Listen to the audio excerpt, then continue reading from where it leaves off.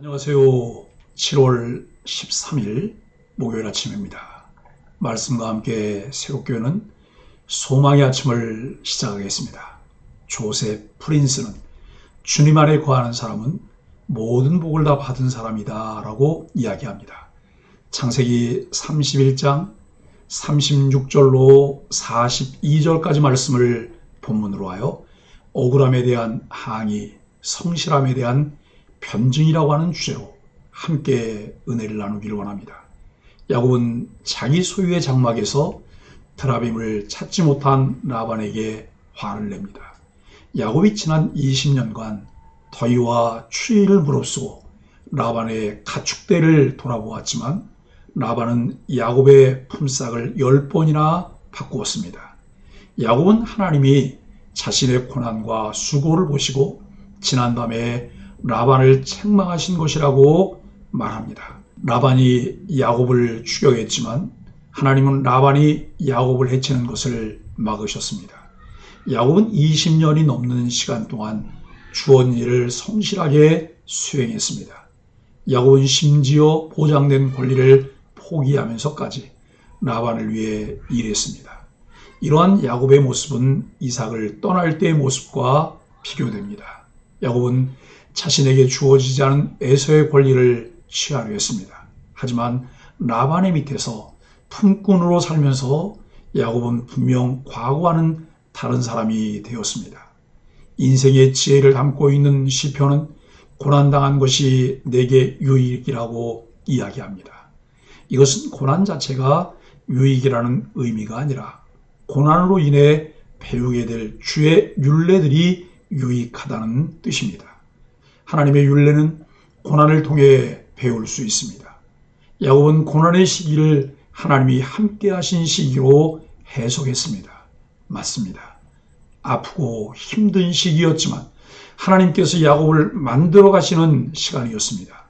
야곱이 자신의 권리를 포기할 수 있었던 근거는 무엇이었을까요? 친척인 라반이 품삯을 10회나 변경했음에도 불구하고 그동안 그것을 견딜 수 있었던 힘은 어디에서 나왔을까요? 야곱은 자신의 지난 20년이 하나님이 보살펴 주신 시기였다고 말합니다. 이렇게 깨닫게 된다는 것이 하나님의 말할 수 없는 은혜입니다. 이로써 야곱은 고난 가운데 어떻게 행동해야 하는지를 표현해야 합니다. 창세기 기자가 기록하는 이러한 야곱의 상은 개인의 모습을 넘어 이스라엘 공동체의 모습을 보여줍니다. 하나님이 야곱을 빈손으로 보내지 않으신 것처럼 이스라엘도 빈손으로 출애굽하도록 하지 않으실 것입니다. 무엇보다 하나님이 20년 동안 야곱의 고난을 돌보신 것처럼 이스라엘을 돌보실 것을 알게 합니다. 동시에 본문은 독자에게 고난의 시기에 어떻게 행동할 것인가를 도전합니다. 히브리서 기자는 11장 6절에서 믿음이 없이는 하나님을 기쁘시게 하지 못하나니 하나님께 나아가는 자는 반드시 그가 계신 것과 또한 그가 자기를 찾는 자들에게 상 주시는 이심을 믿어야 할지니라고 말씀합니다. 하나님의 백성은 하나님의 신실하심, 보상하시는 하나님이심을 믿는 것이 중요합니다. 그리스도인들은 세상의 소금과 빛으로 부름받은 사람들입니다.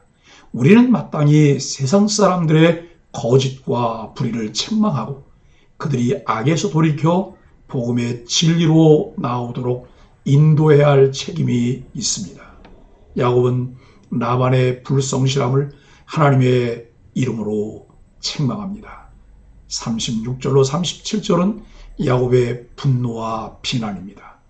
드라빔을 찾지 못한 라반에게 야곱은 화를 내며 자신의 허물과 죄가 무엇이냐고 항변합니다. 이렇게 야곱의 대반격이 시작됩니다.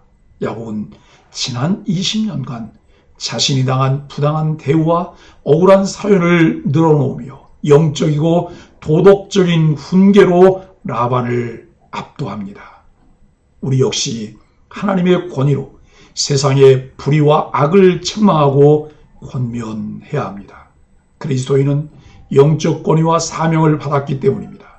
야곱은 라반을 따라 자신의 장막을 수색했던 사람들이 이 사태를 판단하기를 바랐습니다.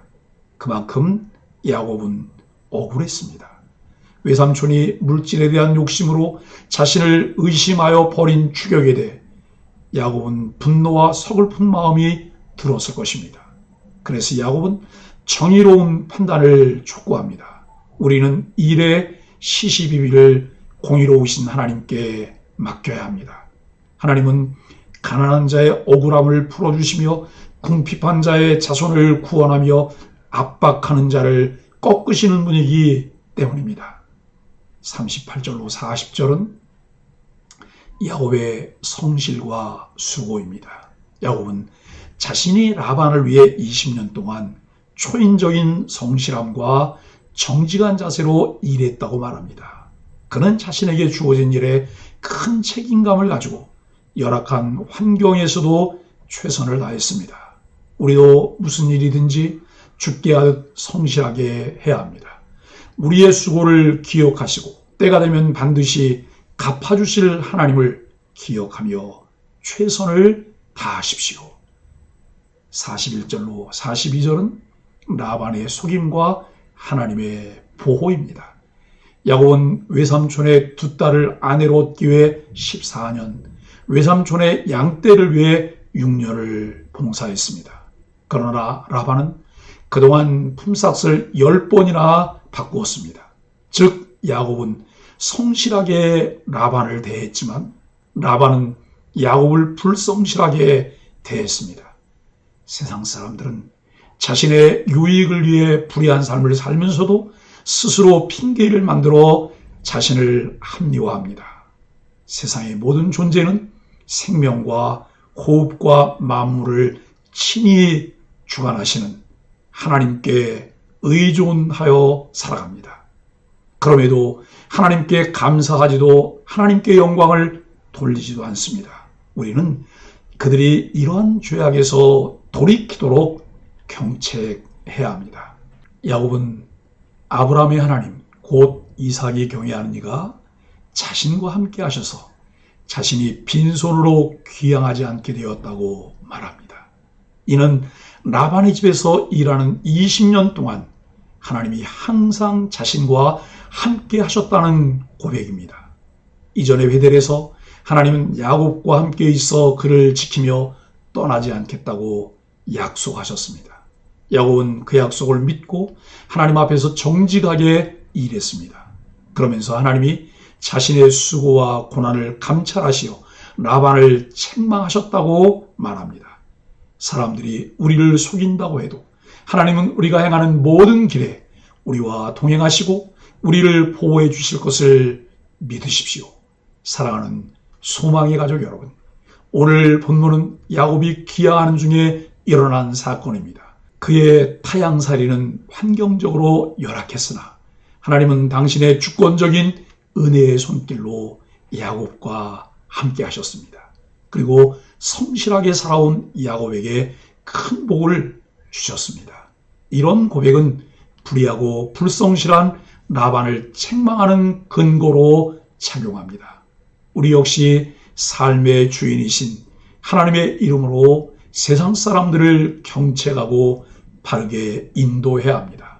우리가 매일 소망의 아침 묵상으로 하나님을 아는 바른 지식을 가져야 하는 이유는 하나님이 천지 만물의 창조주요 오늘도 살아계시며 우리의 삶에 깊숙이 개입하시고 섭리하신다는 사실을 믿기 때문입니다. 야곱에게 라반은 인생의 채찍과도 같은 존재입니다. 야곱은 라반과 함께 지낸 20년 동안 많은 아픔을 경험했습니다. 라반의 교활함과 신뢰할 수 없는 처사로 깊은 상처를 받았습니다. 그러나 하나님은 이를 통해 야곱을 다듬으셨고 고생의 시간이 축복의 밑거름이 되게 하셨습니다. 고난의 시간에 불평과 원망에 머물게 된다면 우리를 더 늪으로 끌고 들어가는 쓴뿌리만 생기게 됩니다.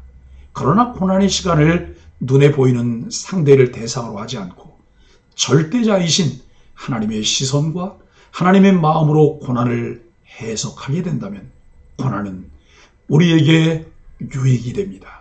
고난은 오히려 우리를 성숙하게 하며 그 고난 속에서 감내하며 인내했던 모든 것에 충분한 보상을 누리게 하십니다. 하나님의 신실하심을 따라 늘 꾸준함과 한결같은 성실로 주어진 곳에서 최선을 다해 역할을 감당하십시오. 살아계신 하나님의 신실하심을 우리의 삶에서 충분히 경험하는 놀라운 은혜를 누리게 됩니다. 하나님을 믿음으로 언제나 진실한 삶으로 최선을 다하는 소망의 가족들이 되기를 예수 그리스도 이름으로 간절히 축복합니다. 함께 기도하겠습니다. 하나님, 끝이 보이지 않는 고난의 때가 우리의 완악함을 걷어내고 우리를 온전히 빚으시는 하나님의 시간인 줄 믿습니다. 불평하고 원망하며 억울해하는 것을 멈추고 하나님을 경외하며 성실히 인내하게 하여 주옵소서. 우리의 고난과 수고를 보시고 완벽히 갚아주실 하나님을 기대하게 하여 주옵소서. 예수님의 이름으로 간절히 기도합니다. 아멘.